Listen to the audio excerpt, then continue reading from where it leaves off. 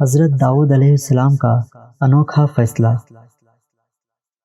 حضرت داؤد علیہ السلام اللہ کے پیغمبر گزرے ہیں۔ پیغمبر یعنی اللہ کی طرف سے بھیجے گئے نبی جو اللہ کا حکم تمام لوگوں کو سناتے تھے۔ مولانا جلال الدین رومی لکھتے ہیں، حضرت داؤد علیہ السلام کا زمانہ تھا، ایک آدمی تھا بڑا شریف النفس لیکن سست اور کاہل تھا، جو ہر وقت اللہ سے عجیب دعا کرتا تھا کہ اے اللہ مجھے روزی عطا فرما، مگر محنت و مشقت سے نہیں۔ لوگ اس کے متعلق بڑی بڑی باتیں کرتے لیکن وہ اللہ کے آگے روتا پیٹتا تھا، اے اللہ مجھے روزی عطا فرما مگر بغیر محنت کے۔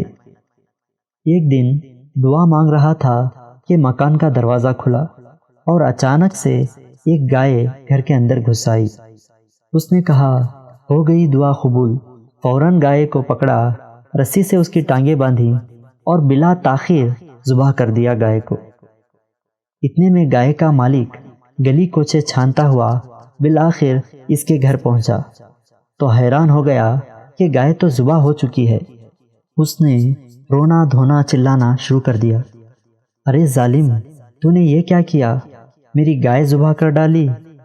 دعا مانگنے والے نے کہا، ارے بھائی میری بات سنو آرام سے، میری دعا قبول ہوئی ہے، میں ایک عرصے سے دعا کر رہا تھا، اے اللہ میرا رزق میرے پاس پہنچا دے، اور پہنچا دی اللہ نے۔ میں نے خدا داد سمجھ کر ذبح کی ہے، اللہ نے پہنچایا ہے۔ جب گائے والے نے سنا تو اسے خوب مارا پیٹا اور مار پیٹ کرنے کے بعد حضرت داؤد علیہ السلام کی خدمت میں لے آیا۔ گائے والے نے کہا کہ اے پیغمبر خدا، میری گائے اتفاق سے اس کے گھر گئی، اس نے اسے ذبح کر دیا۔ اس کے بعد دعا مانگنے والے نے کہا کہ اے اللہ کے نبی، یہ سارا گاؤں گواہ ہے کہ میں چور نہیں ہوں، میں ایسا آدمی نہیں ہوں۔ میں اللہ سے دعا کر رہا تھا کہ اے اللہ مجھے بغیر محنت و مشقت کے روزی دے دے۔ مسلسل دعاؤں کے بعد اللہ نے میری فریاد سنی ہے۔ گائے میرے گھر آ گئی، خود بخود آ گئی، تو میں نے سمجھا کہ اللہ نے رزق حلال دیا ہے، میں نے گائے ذبح کر دی۔ حضرت داؤد نے دونوں کی باتیں سننے کے بعد اس دعا مانگنے والے شخص سے کہا، ارے بھائی کوئی دلیل والی بات بھی کرو، تمہارے بیان سے یوں لگتا ہے کہ نہ تو گائے والے نے تمہیں گائے دی ہے اور نہ تم نے گائے خریدی ہے۔ اب جب اس شخص نے حضرت داؤد سے بھی یہی سنا تو اس کی آنکھوں میں آنسو آ گئے، کہنے لگا، اے اللہ کے پیغمبر، آپ بھی وہی کہہ رہے ہیں جو دوسرے کہہ رہے ہیں، اور یہ کہہ کر دھاڑے مار مار کر رونے لگا۔ اس کے رونے کو دیکھ کر حضرت داؤد نے محفل برخاست کر دی اور کہا کہ کل فیصلہ کرتے ہیں۔ پھر حضرت داؤد نے اللہ سے دعا کی کہ اے اللہ یہ کیا ماجرا ہے، مجھے حقیقت سے آشنا کر۔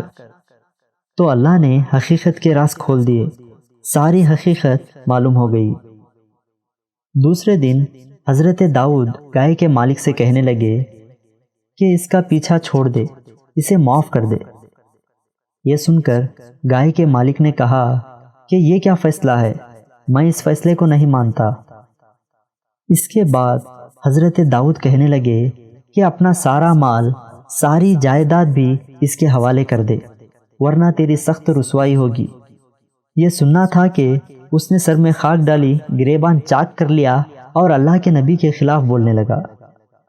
حضرت داؤد نے سب لوگوں کو دریا کے کنارے ایک درخت کے نیچے جمع کیا اور کہا کہ کیا تم جانتے ہو کہ اس درخت کے نیچے ایک آدمی کا قتل ہوا تھا؟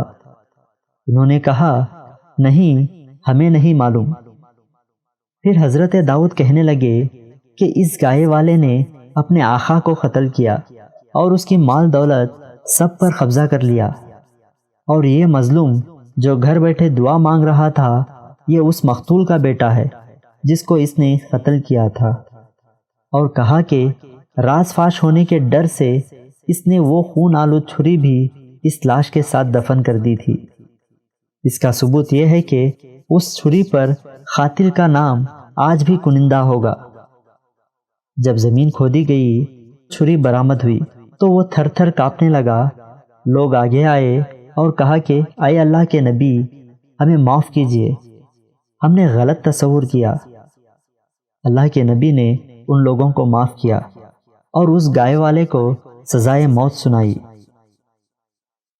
سبق: ظلم کو چاہے لاکھ پردوں میں چھپایا جائے لیکن چھپتا نہیں ہے۔